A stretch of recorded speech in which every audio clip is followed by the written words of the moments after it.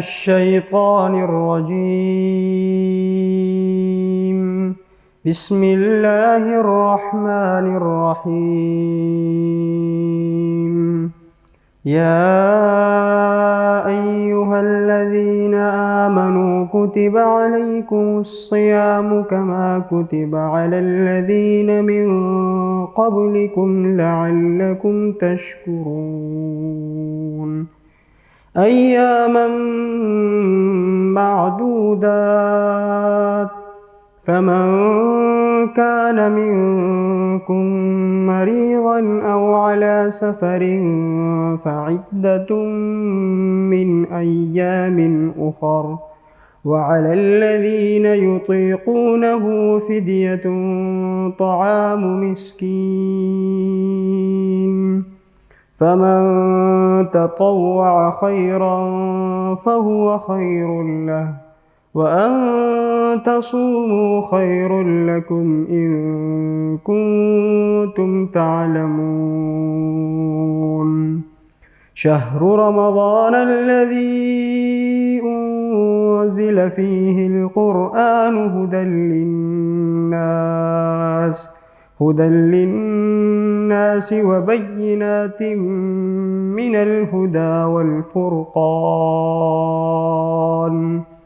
فمن شهد منكم الشهر فليصم، ومن كان مريضا أو على سفر فعدة من أيام أخر، يريد الله بكم اليسر ولا يريد بكم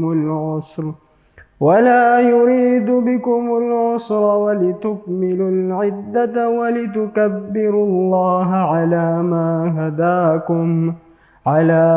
هداكم ولعلكم تشكرون. صدق اللہ العظیم. اے ایمان والو، تم پر روزے فرض کر دیے گئے ہیں جس طرح تم سے پہلے لوگوں پر فرض کیے گئے تھے، تاکہ تمہارے اندر تقوی پیدا ہو. گنتی کے چند دن روزے رکھنے کے ہیں، پھر بھی اگر تم میں سے کوئی شخص بیمار ہو یا سفر پر ہو تو وہ دوسرے دنوں میں اتنی ہی تعداد پوری کر لے، اور جو لوگ اس کی طاقت رکھتے ہوں وہ ایک مسکین کو کھانا کھلا کر روزے کا فدیہ ادا کریں. اور اس کے علاوہ اگر کوئی شخص اپنی خوشی سے کوئی نیکی کرے تو یہ اس کے حق میں بہتر ہے، اور اگر تم کو سمجھ ہو تو روزے رکھنے ہی تمہارے حق میں بہتر ہے. رمضان کا مہینہ وہ مہینہ ہے جس میں قرآن پاک نازل کیا گیا، جو لوگوں کے لیے سراپا ہدایت اور ایسی روشن نشانیوں کا حامل ہے جو صحیح راستہ دکھاتی اور حق و باطل کے درمیان دو ٹوک فیصلہ کر دیتی ہے. لہٰذا تم میں سے جو شخص بھی یہ مہینہ پائے وہ اس میں ضرور روزے رکھے، اور اگر کوئی شخص بیمار ہو یا سفر میں ہو تو دوسرے دنوں میں اتنی ہی تعداد پوری کر لے. اللہ تمہارے ساتھ آسانی کا معاملہ کرنا چاہتا ہے، اور وہ تمہارے لیے مشکل پیدا کرنا نہیں چاہتا، تاکہ تم روزوں کی گنتی پوری کر لو. اور اللہ نے تمہیں جو راہ دکھائی اس پر اللہ کی تکبیر کہو، اور تاکہ تم شکر گزار بنو. بسم اللہ الرحمن الرحیم. السلام علیکم. انعام رمضان میں آپ ناظرین کو خوش آمدید. میں ہوں آپ کی میزبان عروج بی بی. اور میں ہوں حسن احمد. تو ناظرین، آج ہمارا رمضان کا تیسرا روزہ افطار ہے. اللہ پاک نے ہمیں یہ بابرکت مہینہ عطا کیا ہے. یہ بہت ہی عظیم مہینہ ہے جو نصیب والوں کو ہی نصیب ہوتا ہے. تو قبروں میں پڑے ہوئے لوگوں سے بھی اگر یہ سوال کیا جائے کہ ان کی کیا آرزو تھی تو وہ یہی سوال جواب دیتے ہیں کہ رمضان کا صرف ایک دن. مانگ لو گر گرا کر مغفرت سستی ہے، کہتے ہیں کہ رمضان میں رب کی رحمت برستی ہے.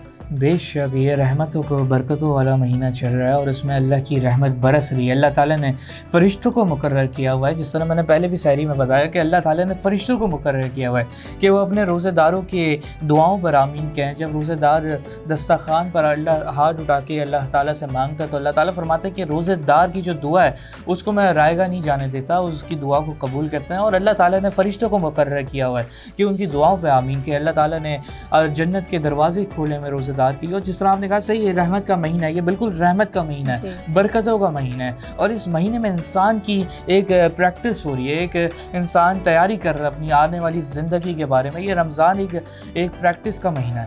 کہ انسان جو رمضان میں ہوتا ہے وہی عام دنوں میں ہونا چاہیے، اور عام دنوں میں جو رونقیں نہیں ہوتی جو رمضان کی رونقیں ہوتی ہیں۔ ابھی جب میں سائڈ سے آ رہا تھا تو میں نے دیکھا کہ کس طریقے سے رونقیں لگی ہوئی تھیں فروٹس والے کی دکانوں پر، اسٹالز پر، سبزیوں والوں کے پاس، اور جو پکوڑے افطاری جو دسترخوان پہ افطار سجتی ہے اس کے لیے بڑا رونقیں سجی ہوئی تھیں، اور اس پہ دلی خوشی محسوس ہوتی ہے کہ جب یہ ماہ مبارک کا مقدس مہینہ آتا ہے تو یہ رونقیں بڑھ جاتی ہیں۔ لیکن ایک بات پہ عروج ہم بھی یہ ہائی لائٹ کرتے ہیں ایک بات پہ کہ یہ جو رونقیں جب بڑھ جاتی ہیں، لوگ جب خریداروں کے پاس ان کے پاس آتے ہیں، بیچنے والوں کے پاس، چاہے وہ سبزی ہو، فروٹس ہو یا دیگر اشیاء خورونوش کی ہو، تو ان کی قیمتیں بڑھا دی جاتی ہیں، جو کہ یہ غلط بات ہے۔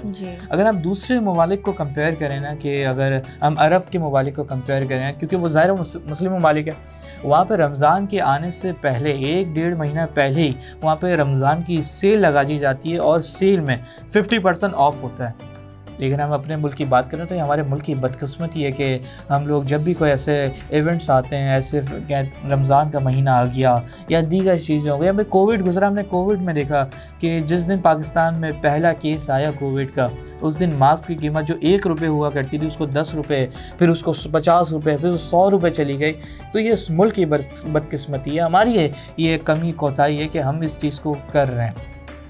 ہمیں ضرورت ہے کہ ہم اللہ سے رجوع کریں، ہمیں ضرورت ہے کہ ہم اللہ کے بندوں کے ساتھ حسن اخلاق کریں۔ ابھی جب میں جس طریقے میں نے کہا کہ میں ابھی آ رہا تھا سائڈ کی طرف، تو میں نے ایک اور چیز نوٹ کی، وہ یہ تھی کہ ٹریفک پولیس اہلکار جو ہمارے کھڑے ہوئے ہوتے ہیں وہاں پہ، وہ لوگوں کو روک رہے تھے۔ یہ لوگ بڑے غصے میں تھے۔ کس بات کا غصہ؟ آپ نے کوئی احسان کیا ہوا ہے روزہ رکھ کے کیا کہ اللہ کی اللہ کی ذات پر احسان کر دیا آپ نے؟ نہیں ہے، ہم تو اللہ کے حکم کے تابع دار ہیں، اور اللہ کی طرح سے ہمیں لوٹ کے جانا۔ اور یہ جو روزہ رکھا ہے ہم نے کسی انسان کے لیے نہیں رکھا، یہ روزہ ہم نے اللہ کی ذات کے لیے رکھا ہے، اللہ کے لیے رکھا، کیونکہ اللہ کا حکم ہے۔ جب مالک کا حکم ہے تو پھر اس کے سامنے سر نیچے کر کے سر جھکا دینا چاہیے۔ تو ہمیں چاہیے کہ ہم اس چیز کا ذرا غور کریں۔ ابھی رمضان کی آمد ہی ہوئی ہے، رمضان ابھی شروع ہی ہوا ہے، تیسرا روزہ ہے غالباً ہمارا، تو ہمیں چاہیے کہ ہم اس پہ فوکس کریں، اس چیز پر توجہ دیں کہ ہم اگر روزہ رکھ رہے ہیں تو اپنی ذات کے لیے نہیں رکھ رہے ہیں، ہم اللہ کے لیے روزہ رکھ رہے ہیں۔ ہم کسی ایک شخصیت پر، ہم کسی ایک شخص پر یا کسی ایک عہدے دار پر ہم احسان نہیں کر رہے ہیں، ہم اللہ کے لیے رکھ رہے ہیں، کیونکہ یہ اللہ کا حکم ہے، یہ ہم اپنے لیے رکھ رہے ہیں، کیونکہ ہمیں اپنی آخرت سنوارنی ہے۔ تو ہمیں اس چیز پر تھوڑی توجہ کرنے کی ضرورت ہے۔ کیا کہتی ہیں؟ ویسے ہی ہے نا؟ بالکل جی ایسا ہی ہے کہ روزے کی حالت میں جب ہم ہوتے ہیں تو ہم نے یہی ٹریفک سگنلز پہ دیکھا ہے کہ لوگ اس طریقے کے الفاظ استعمال کر رہے ہوتے ہیں جو روزے کی حالت میں نہیں بالکل دینے چاہیے۔ نہ اللہ پاک آپ کا روزہ قبول کر سکتا ہے اور نہ کچھ ہو سکتا ہے، تو پھر یہ سب کیوں؟ بالکل ایسا ہی ہے کہ جب ہم روزہ اللہ کی ذات کے لیے رکھ رہے ہیں تو کیوں ہم بندوں پہ، کسی بندے پہ احسان کر رہے ہیں؟ ہم کسی پہ احسان نہیں کر رہے، ہم اللہ کے لیے روزہ رکھ رہے ہیں، اور یہ روزہ بھی ہماری آخرت سدھارے گا، اس میں ہم اللہ پہ بھی کوئی معاذ اللہ احسان نہیں کر رہے۔ تو ہمیں اس چیز سے اجتناب کرنا چاہیے کہ ہم دیکھتے ہیں کہ گالیاں والا بھی جو نازیبہ گفتگو کرنا شروع کر دیتے ہیں، جو کہ یہ غیر اخلاقی حرکت ہے، یہ ہمیں اس چیز سے روکنا چاہیے، اجتناب کرنا چاہیے اپنے آپ کو بھی، کیونکہ ظاہر ہے یہ رمضان کا مہینہ چل رہا ہے، خدا نہ خواستہ ہمارے کسی ایک عمل سے ہمارا روزہ، ہمارا دن یا پھر ہماری رات، ہماری کوئی عبادت ضائع نہ ہو جائے۔ ہمیں سنبھل کے چلنے کی اس وقت ضرورت ہے اور اللہ کو راضی کرنے کی ضرورت ہے۔ تو آج ہمارے ساتھ موجود ہیں نعت خان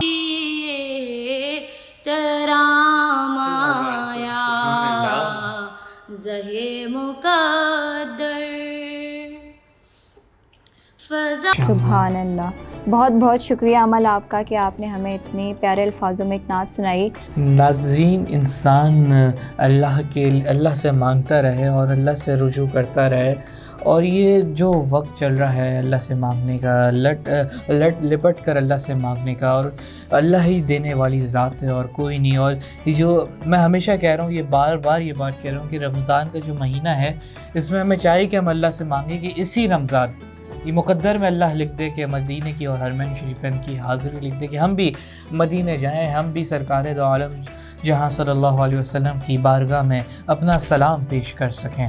تو یہاں وقت ہوا ایک چھوٹے سے بریک کے بعد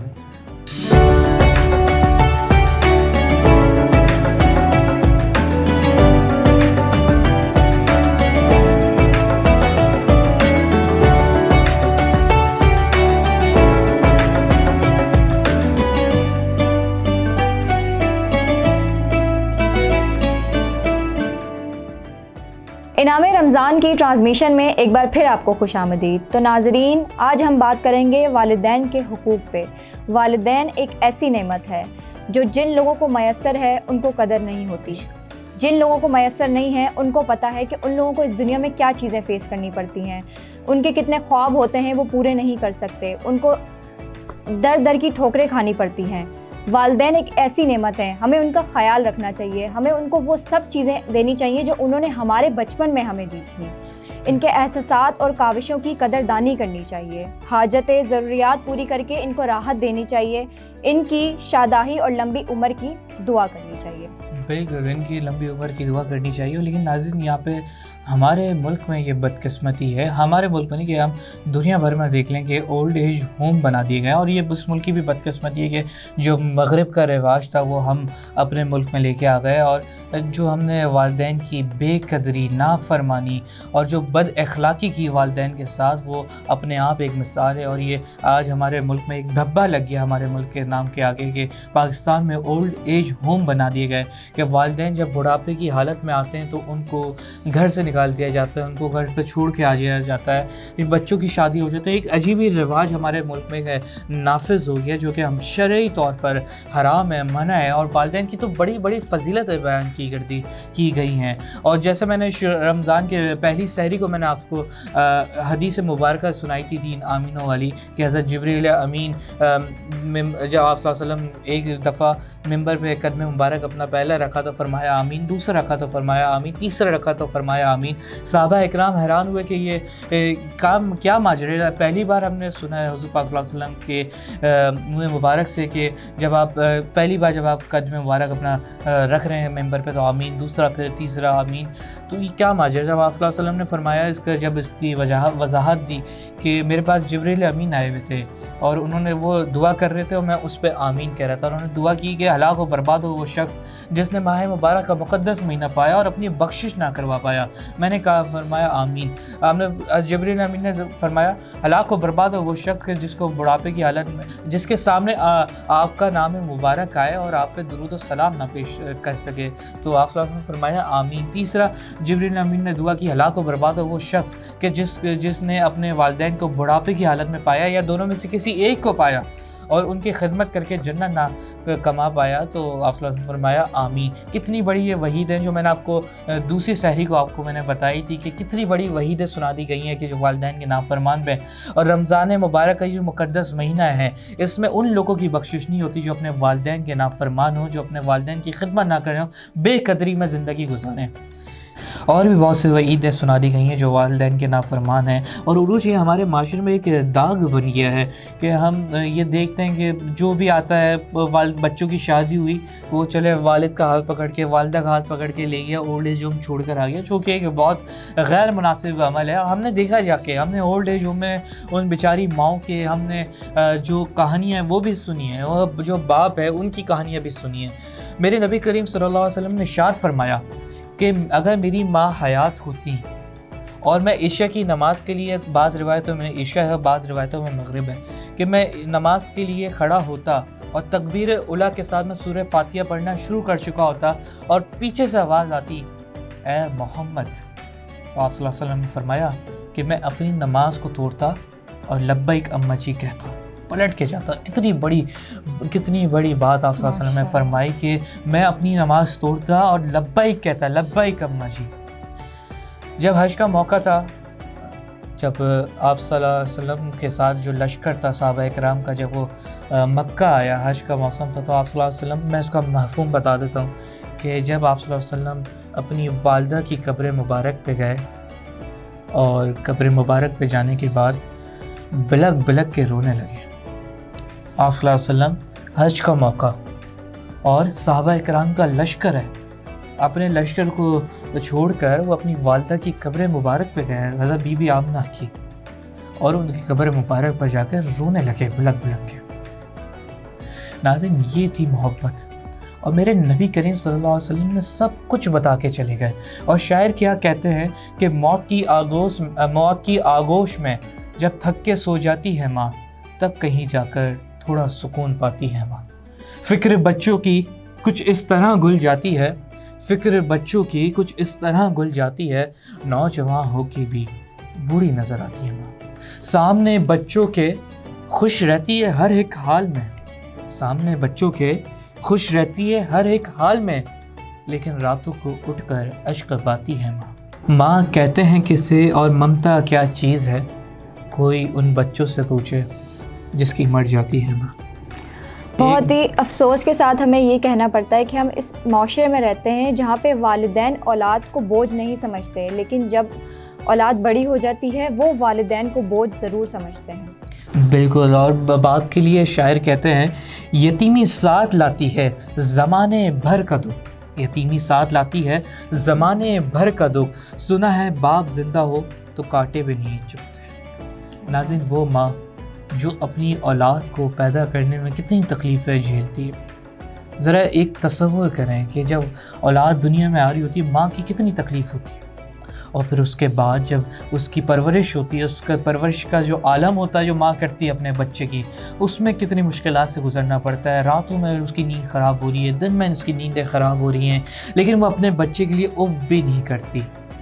اور آج اولاد بدقسمتی سے کچھ ایسی اولادیں بھی ہیں جو اپنی ماں پہ ہے، بہت سے تو ایسے لوگ ہیں جو اپنی ماں کے ساتھ نازیبہ گفتگو، بدتمیزی، اور کچھ تو ایسے لوگ ہیں جو ہاتھ بھی اٹھا دیتے ہیں۔ ایسے واقعات بھی ہم نے دیکھے ہیں، سوشل میڈیا پہ بہت ایسی چیزیں وائرل ہوتی ہیں، باپ کو لوگ جائیداد کے لیے مار دیتے ہیں، باپ کے ساتھ بدتمیزی، بد اخلاقی، وہ باپ جو اپنا خون پسینہ بہا کر اپنے بچے کا پیٹ پالتا ہے، اپنے بچے کو اتنا بڑا کر دیتا ہے اس کے مستقبل کے لیے، اور جب اس کے ساتھ ایسی بے قدری، بے احترامی ہو تو بے شک اس میں پھر ان لوگوں کے لیے جہنم واجب ہے، ان کا ٹھکانہ جہنم ہے، کیونکہ اللہ نے ماں کے قدموں کے نیچے جنت رکھی تو باپ جنت کا دروازہ رکھا ہے۔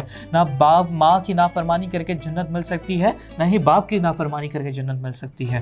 اور آج کل جیسے کہ ہم سوشل میڈیا پہ یہی دیکھتے ہیں کہ جو بچے اپنے والدین کی عزت نہیں کرتے، احترام نہیں کرتے، اور وہ سوشل میڈیا پہ ان کے ساتھ پکچرز پوسٹ کر رہے ہوتے ہیں، ہمیں ان کا بیک گراؤنڈ نہیں پتہ ہوتا کہ وہ ان سے کتنا پیار کرتے ہیں کتنا نہیں، کہ انسان سوشل میڈیا پہ کتنا فیک بنتا ہے۔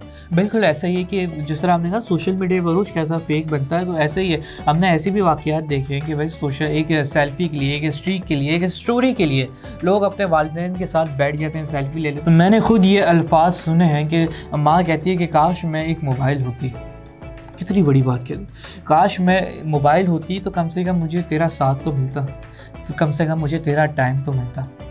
یہ بہت بڑی بات ہے کہ ہم ایک اسٹوری کے لیے، ایک اسٹریک کے لیے ہم اپنے والدین کے ساتھ اسٹیٹس لگانے کے بعد ایسے بھول جاتے ہیں کہ جیسے کوئی تعلق ہی نہیں ہے ہمارا۔ تو ہمیں یہ سوچنے اور سمجھنے کی ضرورت ہے کہ ہم کہاں کھڑے ہیں، اور والدین کتنی بڑی نعمت ہے جو اللہ نے جن کو دی ہے۔ خدا کی قسم ان لوگوں سے پوچھیں جن کے پاس یہ نعمت نہیں ہے، ان کے دل پہ کیا گزرتی ہوگی۔ اور یہ جو رمضان چل رہے ہیں، جن کے پاس والدین نہیں ہیں ان کے بغیر کیسے یہ رمضان گزر رہے ہوں گے، اور جن کے پاس ہیں وہ کس طرح بے قدری، بے احترامی کر کے اپنا رمضان خراب کر رہے ہیں اور اپنی آخرت اور دنیا دونوں خراب کر رہے ہیں۔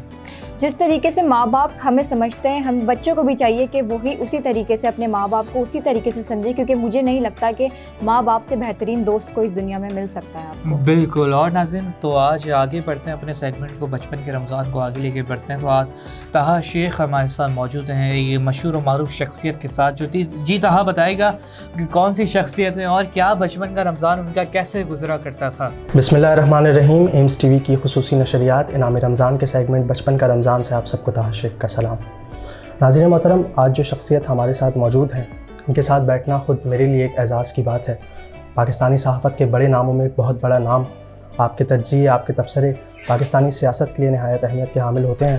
مزید کسی انتظار کے بغیر میں آپ سب کو ملوانا چاہوں گا پاکستان کے بہت ممتاز سینئر صحافی، senior news anchor, news editor جناب مجاہد بریلوی صاحب۔ سر السلام علیکم۔ شکریہ، آپ نے اتنے کلمات میرے لیے کہے، اور میں تو ابھی صحافت کا اور اسکرین کا طالب علم ہی سمجھتا ہوں، اور ابھی بھی روز سیکھتا ہوں۔ سر بہت شکریہ آپ کے وقت کا، اور بہت بہت آپ کا رمضان مبارک۔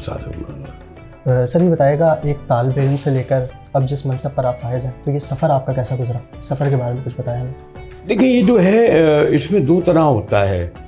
کچھ تو مورثی لوگ ہوتے ہیں جو پاکستانی سیاست میں دیکھیں، جو بڑے بڑے وڈیرے ہوتے ہیں، ان کا باپ جاگیردار وڈیرا، وہ سیاست میں ورثے میں اس کو سب کچھ ملتا ہے، جاگیر بھی مل جاتی ہے، گاڑی بھی مل جاتی ہے، ملازمت بھی مل جاتی ہے، پھر اب تو ایک ایک خاندان میں آپ نے دیکھا ہوگا الیکشن گیا انہیں اسمبلی کی سیٹیں بھی مل جاتی ہیں.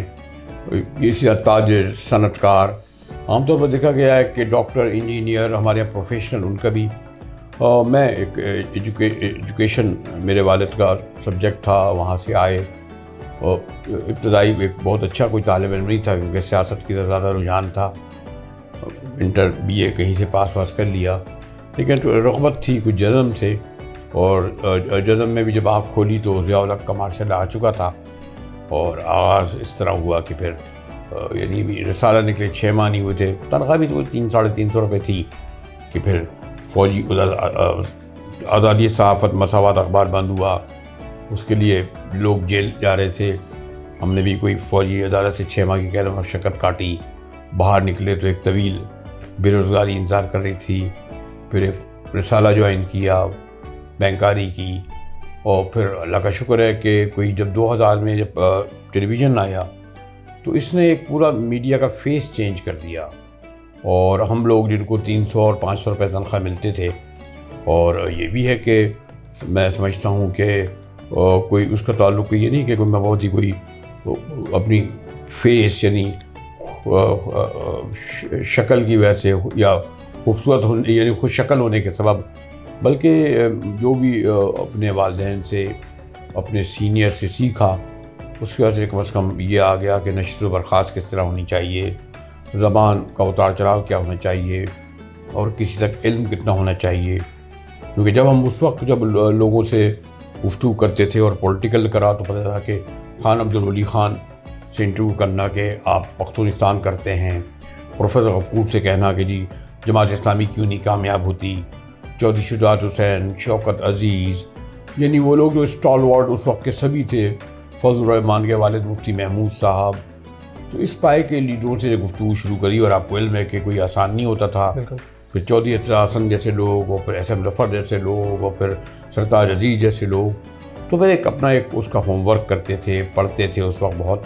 تو پھر اس کے سبب یہ ہوا کہ اللہ تعالیٰ نے پریزائی دی. ایک تو ایک سبب یہ تھا کہ میں اس پہ مجھے کہہ سکتے ہیں ایک آنر حاصل ہے کہ پاکستان میں جو انڈیپینڈنٹ چینل ہے, آپ کو پتہ ہے ایک پی ٹی وی ہوتا تھا, لیکن کریڈٹ گوز ٹو مشرف کہ جب انڈیپینڈنٹ چینل آئے تو پھر جو پہلا انڈس ٹی وی تھا, یہ جیو اے وائی بعد میں آئے, تو مجھے ایک پہلے اینکر کی حیثیت سے آن ایئر جانے کا اعزاز حاصل ہوا. اور اس وقت کے حساب سے بہت تھے 10-15 ہزار روپے. اور پھر اس کے بعد ایک ایسا سفر ہوا کہ جسے محاورے کی زبان میں پلٹ کر نہیں دیکھا.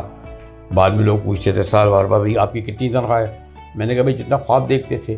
تو لوگ سوچتے بھائی خواب کتنے کا دیکھتے تھے, بھائی جس آدمی کو 500 ملے اگر اس کو 15,000 ملنے لگے, اور کوئی 2,000 ملنے کی جگہ اسے 20,000 ملنے لگے, تو وہ سفر چلتا رہا. اور یہ بھی ایک اچھی بات ہے کہ ہمارا نام ان صحافیوں میں نہیں آتا کہ جو اہل اقتدار کے قریب رہ کر جنہوں نے پلاٹ لیے ہوں, لفافے لیے ہوں, کوئی پیسہ بنایا ہو, کرائے کے گھر میں رہتے ہیں, 2 بچیوں کو پڑھایا, اور پھر 20-22 سال سے. اور یہ بھی اللہ کا بڑا کرم اور فضل ہے کہ اسکرین پر آ رہے ہیں بغیر کسی کوئی بریک نہیں آیا. اگر اور کروں کہ سال میں غالباً 352 دن ہوتے ہیں, اور 20 سال میں کوئی 7,000 دن ہوتے ہیں, تو میں خیال 5,000 پروگرام تو میں نے کیے ہوں گے ماشاءاللہ. اچھا سر, یہ جب بھی کوئی شخص اپنے کریئر کا آغاز کرتا ہے تو اکثر ایسا ہوتا ہے کہ کوئی انسپریشن ہوتا ہے جس سے آپ انسپائر ہو کر اپنے کریئر کا آغاز کرتے ہیں, تو کوئی ایسی انسپریشن آپ کے لیے؟ دیکھیے, ایک تو یہ کہ ہمارے یہاں آج کل میں دیکھتا ہوں جو بچیاں آتی ہیں یا بچے آتے ہیں, لڑکیاں, ان کا زیادہ وقت میک اپ میں گزرتا ہے, زیادہ وقت فون کی چیٹنگ میں گزرتا ہے. ہمارا ایک تو خیر فیملی سے بھی ملتا ہے, لکھنا پڑھنا, شاعری, ادب, تو وہ ایک جو ہے کہ آپ کو جو آپ کا گہر مہمان ہے, مثلا اگر عالم دین ہے, اور میں تو اس طرح کا عالم دینوں کے قدموں میں بیٹھنے کے لائق میں نہیں ہوں, لیکن جب کوشش کرتا ہوں کہ اگر مولانا سراج الحق سے گفتگو کروں تو کم از کم جو جماعت اسلامی ہے اس کا مجھے پورا پس منظر پتہ ہو. فضل الرحمان ہوں تو ان کے مجھے پتہ ہو کہ اہل دیوبند تھے, اور ان لوگوں نے پاکستان کی مخالفت کی تھی اور بعد میں تسلیم کیا, تو آپ کو پورا علم ہونا چاہیے. تو میں ہمیشہ یہ کہتا ہوں کہ جو لکھنا پڑھنا آج کل سمجھتے ہیں یہ کتاب نہیں، یہ اس کو میں ابھی بھی سمجھتا ہوں، میں ابھی تک مجھے سوشل میڈیا میں نہیں آیا، میں SMS بھی نہیں کر سکتا، میں وہ والا فیس بک بھی استعمال نہیں کرتا، وہ میرے کوآرڈینیٹر یا پروڈیوسر کرتے ہیں۔ تو جو کتاب اخبار پرنٹ سے جو اس کا رشتہ مضبوط ہوگا وہ جب اسکرین پر آئے گا تو اس کی پوری جھلک نظر آئے گی۔ بالکل سر، اچھا یہ بتائیے گا رمضان میں آپ کے کیا معاملات ہوتے ہیں؟ دیکھیں ایک تو یہ بات ہے کہ ہم نے مذہب کو مسلک بنا لیا ہے، اور میں نے ابھی کچھ عرصے پہلے میں پڑھ رہا تھا جسٹس منیر کی کتاب، آپ کو یاد ہوگا، شاید آپ کو یاد نہیں ہوگا، مجھے نہیں یاد کا پڑھا میں نے کہ 50 کی دہائی میں بہت فسادات ہوئے تھے قادیانیوں کے خلاف، اور پہلا مارشل لا لگا کیونکہ جماعت اسلامی اور مذہبی جماعتوں نے کہا تھا کہ انہیں اقلیت قرار دیا جائے، بہرحال بھٹو صاحب جیسے سیکولر نے کرا، تو انہوں نے تمام علماء کرام کے انٹرویو لیے، تو انہوں سے جب انہوں نے سوال کیا کہ یہ بتائیے کہ اسلام کی جو 14 سالہ تاریخ ہے، یہ طویل تاریخ ہے، اس میں کبھی کوئی مذہبی ریاست رہی، کوئی اسلامی ملک ہے؟ تو اس کے بعد ہوا کہ جو 72 علماء کرام جنہیں دعوت دی، جس میں مولانا مودودی بھی تھے، جس میں اس وقت مولانا جن کو پھانسی کی سزا دی گئی تھی سمیت، ہر ایک نے یہ اس بات سے کہا کہ نہیں وہ اسلامی ملک نہیں تھی۔ پھر تو آپ کو پتہ ہے کہ پھر وہ اس کے بعد جو تقسیم ہوئی، شیعہ اور سنی اور دیوبندی اور وہابی، باقاعدہ مسجدیں اس نام سے ہیں، باقاعدہ ایک دوسرے کے پیچھے نمازیں نہیں پڑھتے۔ تو وہ جو آپ کہتے ہیں کہ یہ جو ہمارے یہاں نہیں تھا، اس طرح جو ہمارے تہوار ہوتے تھے، اور جس طرح عیسائیوں کے اپنے تہوار ہیں، ہندوؤں کے تہوار بھی اتنے ہی مقدس ہیں۔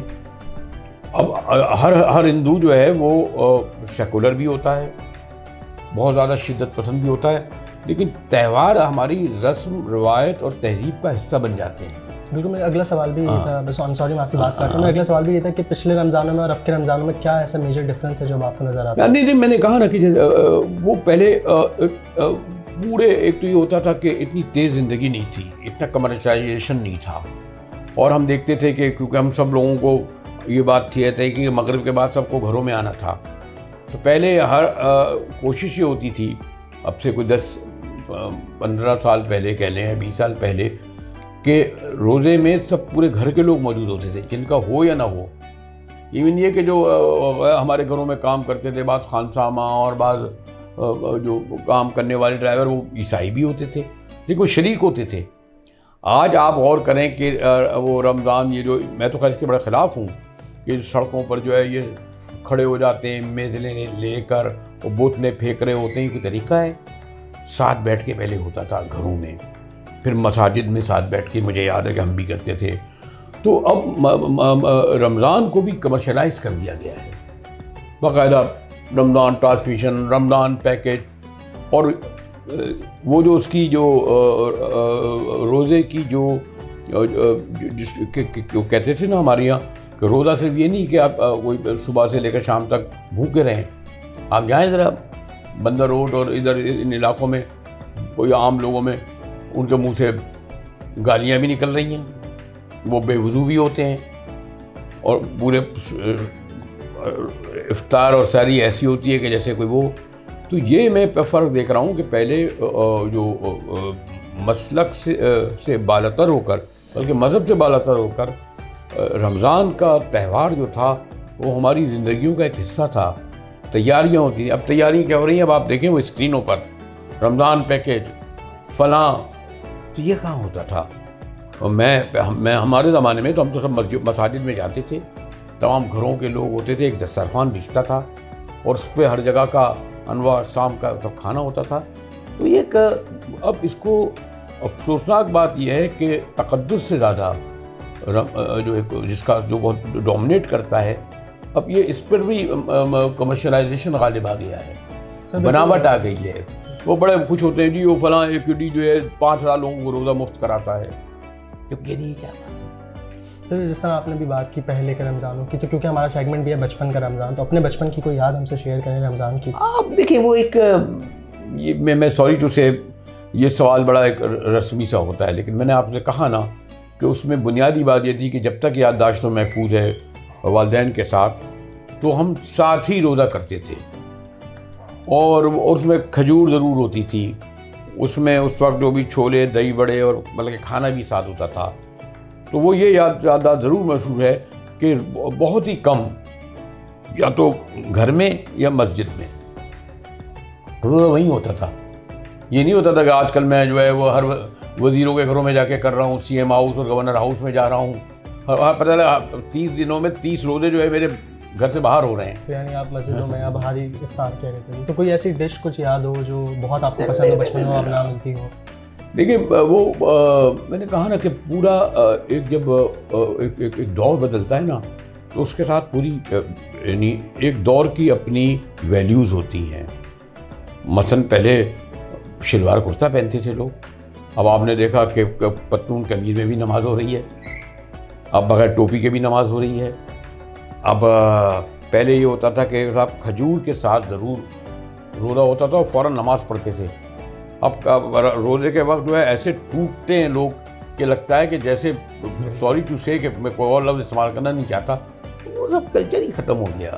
اگر میں یہ بیان بھی کروں تو اس لیے فائدہ نہیں ہے کہ جو بھی آپ کے لوگ دیکھ رہے ہوں گے، بہت کم، بہت مختصر تعداد میں ایسے لوگ ہیں جو رمضان کو ایک فریضہ سمجھ کے کہ یہ کتنا اہم مہینہ ہے، اور اس کے بعد اس میں یعنی روزہ صرف میں نے کہا نا، یہ نہیں ہوتا کہ آپ 13 یا 14 گھنٹے جو ہے بھوکے ہیں.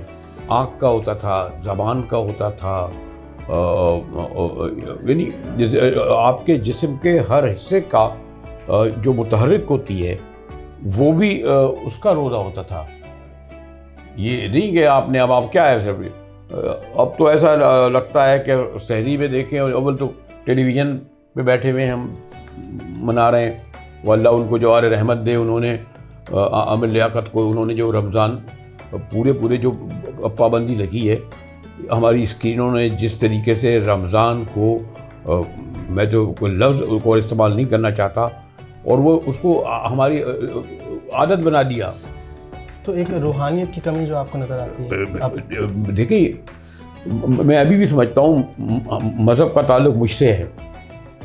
آپ مجھ سے نہیں پوچھتے کہ بھائی آپ نے نام کے ساتھ بریلوی کیوں لکھتے ہیں، آپ بریلوی کیا ہیں، آپ نے روزہ رکھا ہے نہیں رکھا ہے، آپ نماز پڑھتے ہیں نہیں پڑھتے ہیں، آپ ہاتھ باندھ کے نماز پڑھتے ہیں نہیں پڑھتے ہیں، آپ 5 وقت نماز. ہر انسان کو اللہ کو جواب دے.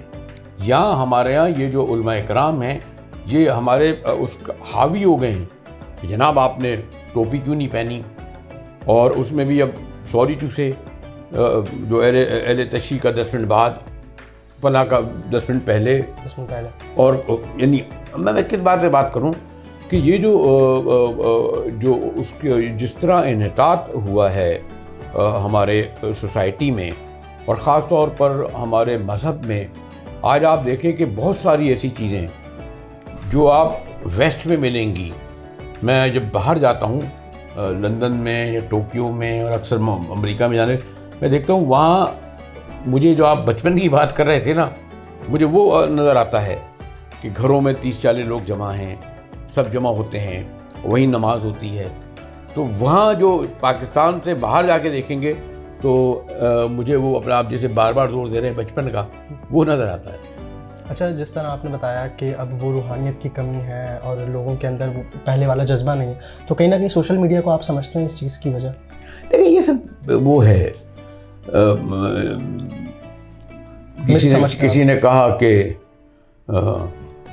جب آئینے نہیں تھے تو حسن تھا، اب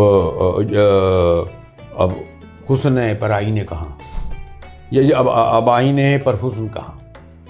تو وہی بات ہے کہ جب حسن تھا تو آئینے نہیں تھے، جب حسن تھا تو آئینے نہیں تھے، اب آئینے ہیں پر حسن کہاں. تو بات کہنے کا مقصد یہ ہے کہ اب سب کچھ ہے آپ کے پاس، بس روحانیت ہی نہیں ہے. اچھا سر، کچھ اس حوالے سے بتائیے گا کہ مہنگائی نے کتنا متاثر کیا آج کے رمضان کو؟ کیا یہ مہنگائی فیکٹر لوگوں کے اندر وہ جذبہ ختم کر رہا ہے، وہ روحانیت ختم کر رہا ہے؟ کیونکہ ہم پہلے دیکھتے تھے لوگ آپس میں افطار بانٹ رہے ہوتے تھے، ایک دوسرے کے گھروں میں افطار جا رہا ہوتا تھا، اب وہ چیز آہستہ آہستہ کم ہوتی جا رہی ہے. نہیں، یہاں ایک یہ بھی بڑا المیہ ہے یہ جو آپ کہتے ہیں نا مہنگائی، پہلے جناب جو ہم جیسے لوگ جو لوئر مڈل کلاس کے تھے، ہم تو جوتوں میں موزے میں پہنتے تھے، جن کے گھروں میں لائٹیں نہیں تھیں، اے سی نہیں ہوتا تھا، اور لیکن بڑے اپنے کو خوشحال سمجھتے تھے، تعلیم پہ زور ہوتا تھا. تو یہ جو آپ دیکھ رہے ہیں کہ آپ جائیے کیا یہ اب تو کیا فلاں شیریں اور وہ رحمت شیریں اور فلاں دل پسند اور فلاں یہ، اور ایسا لگ رہا ہے کہ بازاروں میں جو جس طریقے سے ہو رہا ہے، مجھے جس جگہ جائیے آپ کیمرہ لے کے ضرور جائیے، دیکھیے کیا آپ کو لگے گا کوئی مہنگائی ہے. یعنی پکوڑے جو ہے 400 روپے کلو بک رہے ہیں، یعنی وہ سموسے ہی جو ہیں وہ 500 روپے کو پھر بھی خرید رہے ہیں. آپ اگر اہل ایمان ایک علاقے کے لوگ یہ طے کر لیں کہ جی یہ جو محلے میں بیچ رہا ہے نا یہ پکوڑے 500 روپے سے خریدنے ہی نہیں ہیں، دیکھیے وہ دوسرے دن 100 روپے میں بیچ رہا ہوگا. ہم بھی تو کم ہیں تھوڑی، لائن لگائے کھڑے ہوئے ہیں. پہلے سموسے پکوڑے تمام چیزیں گھر میں بنتی تھی، چھولے دہی بڑے، اب بتائیے کتنے گھروں میں رہ گیا ہے، سب بازار سے لے کے آتے مشتمل. اچھا سر یہ بتائیے گا جیسے آج کل کے رمضان میں تو یہ ٹرینڈ ہے کہ بالکل افطار کے بعد یا سحری تک جو نائٹ کرکٹ چل رہا ہوتا ہے، تو آپ کو کبھی شوق رہا ہے اس نہیں کا اپنے دور میں؟ نائٹ گھر سے باہر نکلنے کی یاد نہیں ہوتی تھی. اچھا یہ تو مغرب کے بعد ہی پوچھتے تھے آپ کہاں جا رہے ہیں، نائٹ تو چھوڑیے، وہ کرکٹ تو چھوڑیے. اچھا سر کوئی پیغام جو آپ دیکھنے والوں کو دینا چاہیں؟ دیکھیں عموماً میں کہتا ہوں پیغام ہوتا ہے وہ بڑے لوگوں کا، قائد اعظم کا پیغام، شاعر مشرق علامہ اقبال کا پیغام. میں اسے بھی یہ کہتا ہوں کہ ایک پوری 5 دہائی کی جو زندگی گزاری، اور میں ابھی بھی سمجھ رہا ہوں میں ایک لوئر مڈل کلاس کا تھا، اور کوئی بہت زیادہ پڑھا لکھا نہیں تھا، لیکن ایک کمٹمنٹ تھا، احترام تھا بزرگوں کا اور والدین کا کہ جن سے سیکھا، اور ابھی بھی تک سیکھنا کبھی ختم نہیں ہونا چاہیے. ہم اپنے نام کے ساتھ خود ہی علامہ لگا لیتے ہیں. یعنی ایسی بہت سارے نوجوان آپ نے دیکھے ہوں گے، عالم اور علماء اور حضرت ان کے لگے ہوئے ہیں. تو جو اور آج آپ دیکھیں نا، آپ میرے پاس آئے، میں جیسے کے پاس یہ انٹرویو کرنے، اور تھوڑی سی جو آپ نے میرے لیے کلمات کہے، تو یہ ضرور میں کہتا ہوں کہ جو آدمی کو جو اللہ عزت دیتا ہے، جو شہرت دیتا ہے، اور ہاں یہ بھی ہے کہ اس پورے عرصے میں جنم میں ہوں، اسکرین پہ ہوں، کوئی نہیں کہہ سکتا کہ کسی کے آگے ہاتھ پھیلایا ہو، لفافہ لیا ہو، پلاٹ لیا ہو. اپنی عزت نفس کو ہمیشہ برقرار رکھا. اس ملک کے تمام صدر صدور کے ساتھ میں ساری دنیا کا میں نے سفر کیا، ابھی بھی میں جاتا ہوں، سب کچھ ہوتا ہے. تو اس لیے نہیں ملا کہ کوئی بڑے چینل میں بھی نہیں تھا، لیکن یہ سب اس لیے ملا کہ ایک تو کمٹمنٹ تھا، اور دوسرے ہمیشہ اپنے والدین کو، اپنے اساتذہ کو یاد رکھا، ان کا دیا ہوا درس یاد رکھا، اور کوشش کی جس میں شاید اگر 10% بھی عمل ہو گیا تو آج اس لائق ہوں کہ آپ نے مجھے اپنے ساتھ بیٹھانے کا شرف دیا. بہت شکریہ سر. اللہ تعالیٰ آپ جیسے سینئر لوگوں کا سایہ ہمارے سروں پر سلامت رکھیں. بہت شکریہ آپ کے وقت کا. ناظرین محترم، بچپن کا رمضان سے فی الوقت کے لیے اتنا ہی. انشاءاللہ تعالیٰ کسی اور روز کسی نئے مہمان کے ساتھ آپ کی خدمت میں حاضر ہوں گے. تب تک کے لیے اپنا خیال رکھیں. اللہ نگہبان. بہت بہت شکریہ آپ کا طاہا شیخ. آپ نے ہمیں سینئر اینکر پرسن مجاہد بریلوی کی بچپن کی یادوں سے آگاہ کیا، ان کی بچپن کی یادیں تازہ کی ہمارے سامنے. جی بالکل، جس طریقے سے مجاہد صاحب نے اپنے بچپن کی یادیں تازہ کی ہیں، اور ان کی جو شرارتیں تھیں وہ ہم سے زیادہ ریلیٹ کرتی ہیں. اور ظاہر ہے مجاہد بریلوی صاحب ایک سینئر اینکر پرسن ہیں، ان سے ہمیں بہت کچھ سیکھنے کو ملتا ہے. مجاہد صاحب ہمارے دوست بھی ہیں اور ہم ان سے بہت کچھ سیکھتے ہیں. ہمیں چاہیے ہم اللہ سے رجوع کرتے رہیں، اللہ سے مانگتے رہو. یہ جتنے بھی مسئلے مسائل چل رہے ہیں، یہ چاہے وہ پاکستان کی معیشت کا ہو، ملک میں امن و امان کا ہو، یا پھر فلسطین میں جو غزہ کی صورتحال ہو اس کا معاملہ ہو، اللہ تعالیٰ سارے مسئلوں کو حل فرمائے اور ہمارا حامی و ناصر رہے. اور اس حکمرانوں کو، ان حکمرانوں کو، جتنے بھی حکمران عالم اسلام میں، ان سب کو توفیق دے کہ وہ حق اور حق کے فیصلے کریں اور اس ملک کو مشکلات سے نجات عطا فرمائے. ہمیں دیجیے اجازت. انشاءاللہ زندگی رہی تو پھر آپ سے ملاقات ہوگی. اپنا خیال رکھیے گا، دعاؤں میں یاد رکھیے گا. اللہ نگہبان.